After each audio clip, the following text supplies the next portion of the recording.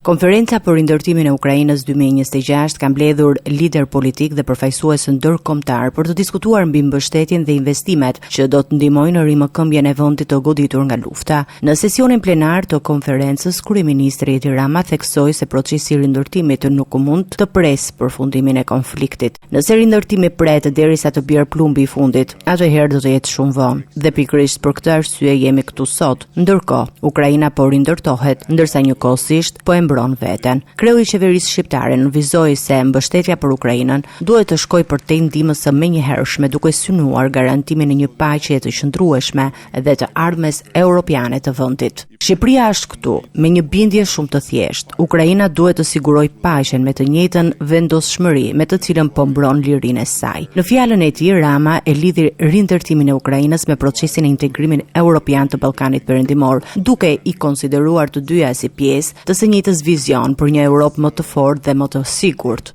Ne shohim rindërtimin e Ukrainës dhe integrimin europian të Ballkanit Perëndimor si procese që përforcojnë njëri tjetrin. Të dyja kanë të bëjnë me plotësimin e Europës, forcimin e qëndrueshmërisë së saj dhe uljen e cënueshmërive strategjike. Kryeministri shqiptar theksoi se rindërtimi nuk duhet parë si një akt bamirësie, por si një investim strategjik për të ardhmen e kontinentit. Rindërtimi nuk është bamirësi, por strategji. Nuk bëhet fjalë vetëm për të riparuar atë që është shkatruar, po për të ndërtuar një Ukrainë demokrate, europiane, moderne dhe të qëndrueshme. Në përfundim, Rama vlerësoi rolin e Ukrainës në mbrojtjen e vlerave europiane dhe bëri thirrje për mbështetje të vazhdueshme nga partnerët ndërkombëtar. Ukraina po rindërton guximin e Europës. Europa duhet të ndihmojë me rindërtimin e të ardhmes së Ukrainës. Konferenca për rindërtimin e Ukrainës synon të mobilizojë investime dhe mbështetje afatgjatë për sektorët më të prekur nga lufta, duke përfshirë